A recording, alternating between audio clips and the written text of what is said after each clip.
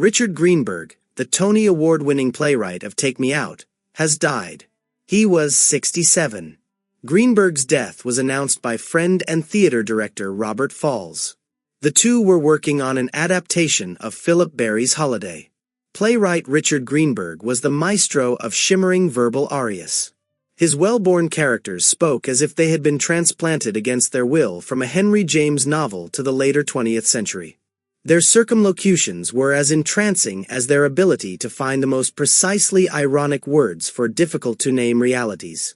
Greenberg, who died on July 4 at 67 from cancer, shot to the theater world's attention with a rave New York Times review of Eastern Standard.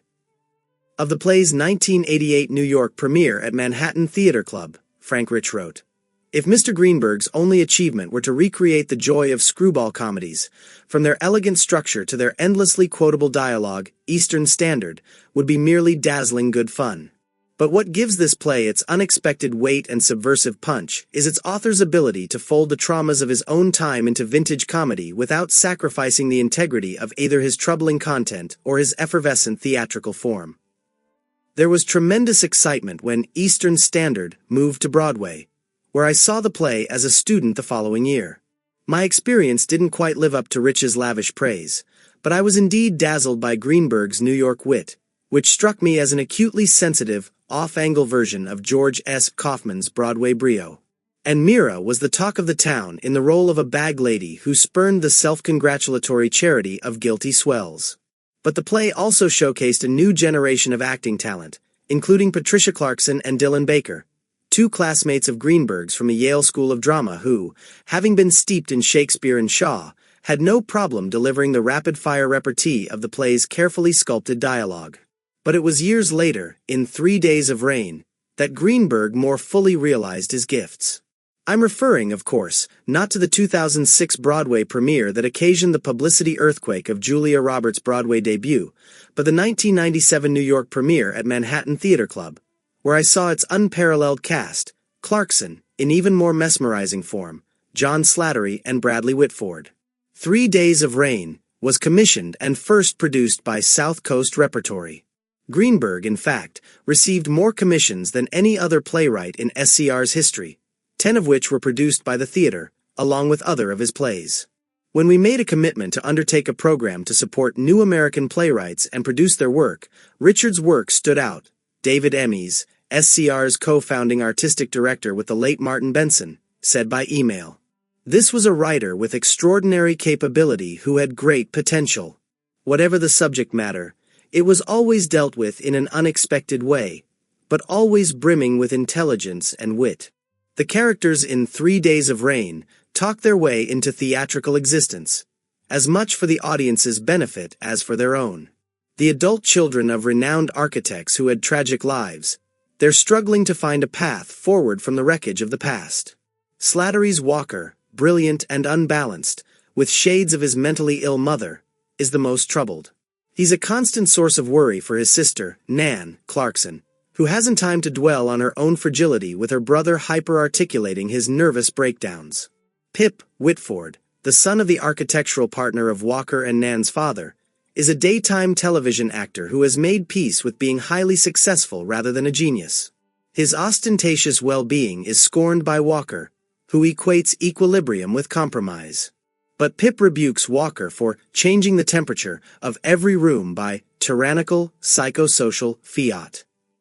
The play, a diptych, has a second act in which the same actors play the roles of the parents of their first act characters.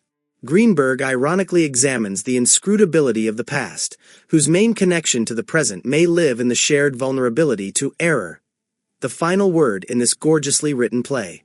The Broadway revival of 3 Days of Rain, not being as confidently performed, revealed a common frailty in Greenberg's dramaturgy, the tendency towards structural abstraction. His plays are held together by thematic ideas James would have put to good use in his novels, but are harder to build a dramatic world upon. Greenberg told me that he dropped out of Harvard's grad program in English and American literature after not finishing James, The Princess Casamassima, for a seminar, but his sensibility was the most Jamesian of all contemporary American playwrights. There are 2 moments in 3 Days of Rain where conversation on artistic matters reveals quite a bit about Greenberg's own relationship to his chosen art form. Nan, invoking Goethe, something not anomalous in a Greenberg play, refers to architecture as frozen music, a lovely description of the play's dialogue, and talks about the way a great building contains something that can't be anticipated by the plan, no matter how scrupulously designed. Walker, finishing his sister's point, explains, "There's an intuition held in reserve, a secret the architect keeps until the building is built." Something similarly latent inheres in Greenberg's dramaturgy. Later, Nan, describing the type of play her mother favored when she first came to New York, allows Greenberg to indulge in some delectable self-irony.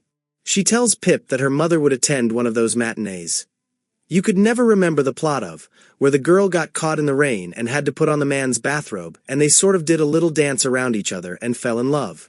And there wasn't even a single good joke, but my mother would walk out after, and the city seemed dizzy with this absolutely random happiness. That is precisely how I exited Manhattan Theater Club when I first saw 3 Days of Rain. My euphoria stemmed as much from the Mandarin eloquence of the characters as from the unanticipated magic that can happen when a playwright finds his community of actors. Greenberg was a prolific writer, which may have been unfairly held against him. I think the bigger issue was that his enormous gifts left many admirers waiting impatiently for his American stage masterpiece, which never quite came together. Take Me Out, about a star baseball player who breaks a cultural taboo by coming out as gay, is the most celebrated of Greenberg's works. Winner of the Tony for Best Play in 2003, it also won awards for Joe Mantello's direction and Dennis O'Hare's performance as gay financial advisor Mason Marzak, who becomes an unlikely rabid baseball fan. There's a breathless monologue in which Mason deconstructs the art of baseball as the perfect metaphor for hope in a democratic society. One of the great theatrical speeches written in the last 25 years, this vertiginous paean to America's pastime was no doubt a factor in O'Hare's win. Jesse Tyler Ferguson, who was in the Tony-winning 2022 Broadway revival, won a Tony for the same role, a testament to a supple comic performer and an evergreen part. I admire what Greenberg attempts in Take Me Out, though I don't think he entirely succeeds. It's not just that the locker room banter sometimes sounds like a faculty lounge at some competitive liberal arts college. It's that the swirling ideas of the play and the dramatic construction aren't a seamless fit. The Assembled Parties, the title of Greenberg's 2013 Broadway play, is an apt metaphor for the challenge that Playwright had in coalescing his sparkling chatfests into satisfying dramas. So often the whole seemed slightly less than the sum of its scintillating parts. The smaller canvas of the one-act form allowed Greenberg to hone in his theatrical vision. Perhaps this accounts for the enduring success of The Author's Voice, an early Kafkaesque work that literalizes the divide between an artist's primitive side that does the grunt creative work and the camera-ready side that basks in the empty glory. But Greenberg's disappointments could be worth more than other writers' triumphs. He wrote magnificently for actors, endowing them with powers of speech that surpassed the capacities of most mere mortals. To hear Judith Light, Jessica Hecht, Linda Lavin, Peter Frechette, Slattery or Whitford converse in this heightened theatrical patois was to become instantly spellbound. Clarkson, in a league of her own, turned the gold of Greenberg's prose into embodied thought and feeling. But magniloquence was hardly the whole story. The vulnerable sound of Slattery's delicate stammer in the second half of 3 Days of Rain, and the opinionated maternal astringency of Jenny O'Hara in Our Mother's Brief Affair at South Coast Repertory point to the various registers of the playwright's wide-ranging vocabulary. Greenberg, a somewhat reclusive personality, stayed away from the spotlight, but was deeply connected to the community of artists who helped him find his voice. Among them, director Evan Yanulis, another Yale School of Drama classmate, who directed 3 Days of Rain at Manhattan Theater Club and shepherded many other of his plays from development to the stage. Rich was a gentle man with an acerbic wit, Yanulis wrote via email. A keen observer, he wrote about people negotiating their place in the American landscape. Under his always sparkling dialogue, there is a powerful undercurrent of loneliness and longing that reveals his character's aching humanity, and our own. The laughter echoes down decades. I can still hear the sisters in Everett Beacon, one of those Greenberg's works I wanted so badly to like more than I did, talking competitively about their upwardly mobile dreams in their mother's Lower East Side tenement. Greenberg captures the post-war ethos in a single line when one of the sisters explains to a visitor that her family lives in Levittown for the time being. But later on, you never know.